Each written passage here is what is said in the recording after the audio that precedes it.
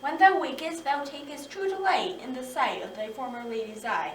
And the country proverb known, that every man should take his own, in your waking shall be shown. Jack shall have Jill, naught shall go ill, and the man shall have his mare again, and all shall be well. Good. Content with Hermia?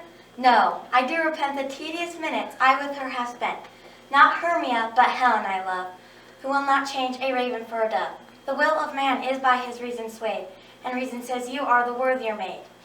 Things growing are not ripe until their season, so I, being young, till now ripe not to reason. O grimlock night, O night with hues so black, O night which ever art when day is not. O night, alack, alack, alack, I fear my Thisbe's promise is forgot. If we shadows have offended, think but this, and all is mended, that you have but slumbered here while these visions did appear. This weak and idle theme, no more yielding, but a dream.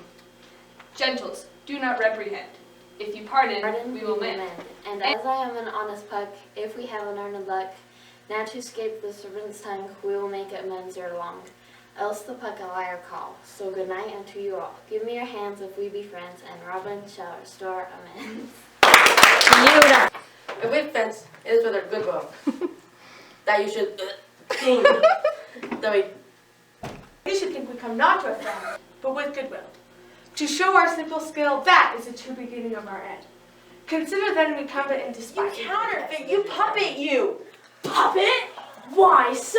Aye, that way goes the game. Now I perceive that she hath made compare between our statures. She hath urged her height, and with her personage, her tall personage, her height forsooth, she hath prevailed in him. And are you grown so high in his esteem, because I am so dwarfish and so low?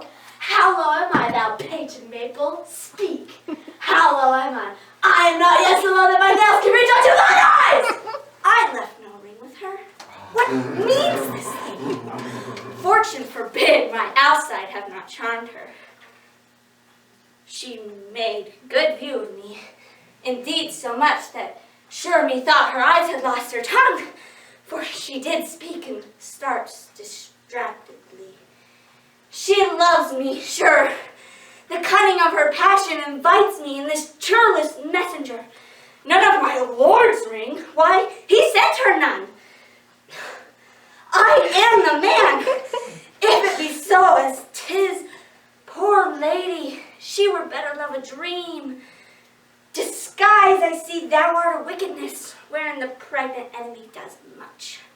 Make me a lily pad and call upon my soul within the house. Write loyal cantons of contemned love and sing them loud even in the dead of night. Halloo your name to the reverberate hills and make the babbling gossip of the air cry out Olivia. Oh, you should not rest between the elements of air and earth, but you should pity me. Was not this love indeed? We men may say more, swear more, but indeed our shows are more than will, for still we prove much in our vows, but little in our love. If music be the food of love, play on. Give me excess of it that, surfeiting. The appetite may sicken, and so die. That strain again, it had a dying fall. Now, men, what is the matter with thee? Not black in my mind, though yellow in my legs, it did come to him. All commands shall be executed. I think we all know the sweet Roman hand. Wilt thou go to bed now, Willio? To bed! Sweetheart, I will come with thee. God comfort thee. Why dost thou smile so and kiss thy hand so oft? How do you, my boy? At your request, nightingales answer daws. Why appear you with this ridiculous boldness before my lady? Be not afraid of greatness, 'twas well writ. What meanest thou by that, Romeo? Be not afeard, the isle is full of noises, sounds and sweet airs that give delight and hurt not. Sometimes 1,000 twangling instruments will hum about mine ears, and sometimes voices that, if I then had waked after long sleep, will make me sleep again.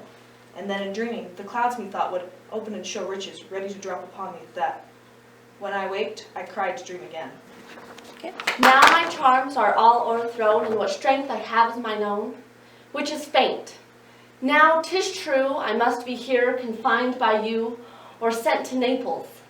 Let me not, since I have my dukedom got, and pardoned the deceiver, dwell in this bare island by your spell. But release me from my bands with the help of your good hand. And why, I pray you, who might be your mother, that you insult, exult, and all at once over the wretched, what though you have no beauty? As by my faith I see no more new than without candle may go dark to bed. Must you be therefore proud and pitiless? Why, what means this? You foolish shepherd, wherefore do you follow her? Like foggy south, puffing with wind and rain. You are 1,000 times a proper man than she a woman. 'Tis such fools as you that makes the world full of ill-favored children. 'Tis not her glass, but you that flatters her, and out of you she sees herself more proper than any of her lineaments can show. But mistress, know yourself. Down on your knees. Thank heaven, fasting for a good man's love. For I must tell you, friendly in your ear, sell when you can. You are not for all markets. All the world's a stage, and all the men and women merely players. They have their exits and their entrances. And one man in his time plays many parts, his act being 7 ages. At first the infant, mewling and puking in the nurse's arms. Then the whining schoolboy with his satchel and shining morning face, creeping like snail unwillingly to school.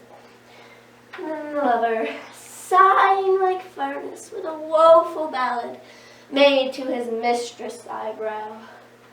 Then a soldier full of strange oaths and bearded like the pard, jealous in honor, sudden and quick in quarrel, seeking the bubble reputation even in the cannon's mouth. And then the justice in fair round belly, with good cap and line, and eye severe and beard of formal cut, well full of wise saws and modern instances, and so he plays his part. The 6th age shifts into this lean and slippered pantaloon, with spectacles on nose and pouch on side, his youthful hose, well saved, a world too wide for his shrunk shank, and his big manly voice, turning again towards childish treble, pipes and whistles in his sound. And so he plays his part. Oh wait, no, hold on. Last scene of all, there ends this strange eventful history, is second childishness and mere oblivion. Sans teeth, sans eyes, sans taste, sans everything. Nina, my verse, in witness of my love, and thou, thrice crowned queen of night, survey with thy chaste eye from thy pale spear Thy pale spear above, thy huntress name that I full life doth sway. Oh, Rosalind, these trees shall be my books, and in their barks my thoughts I'll character, that every eye which in this forest looks shall see thy virtue witnessed everywhere. Run, run, Orlando, carve in every tree, the fair, the chaste, and unexpressive she. Beautiful. But soft, what light through yonder window breaks. It is the east, and Juliet is the sun. Arise, fair sun, and kill the envious moon, who is already sick and pale with grief, that thou, her maid, art far more fair than she. Be not her maid, since she is envious. Her vestal livery is but sick and green, and none but fools do wear it. Cast it off.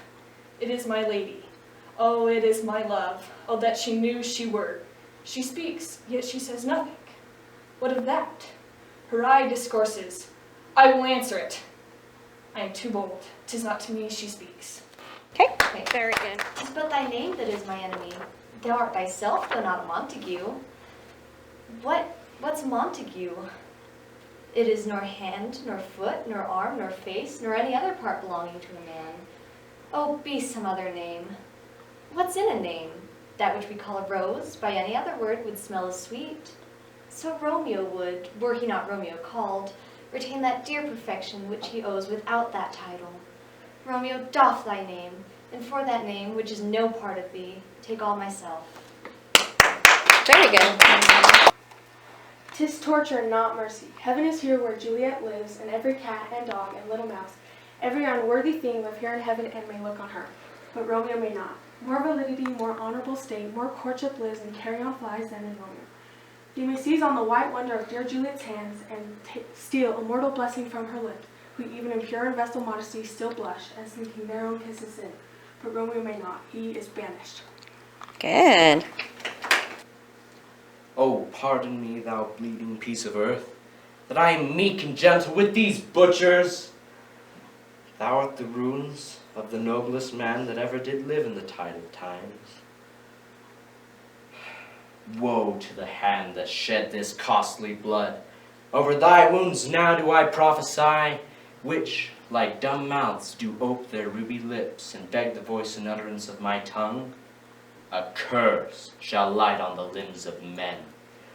Domestic fury and fierce civil strife shall cumber all parts of Italy. Blood and destruction shall be so in use that mothers shall but smile when they behold their infants quartered with the hands of war. Wise, amazed, temperate and furious, loyal and neutral in a moment, no man. The expedition of my violent love outrun the pauser of reason. Which is thy name? Thou'lt be afraid to hear it. No, though thou callest thyself a harder name than any is in hell. My name is Macbeth. The devil himself could not pronounce a title more hateful to mine ear.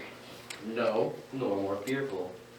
Thou liest, abhorred tyrant. With my sword I'll prove the lie thou speakest.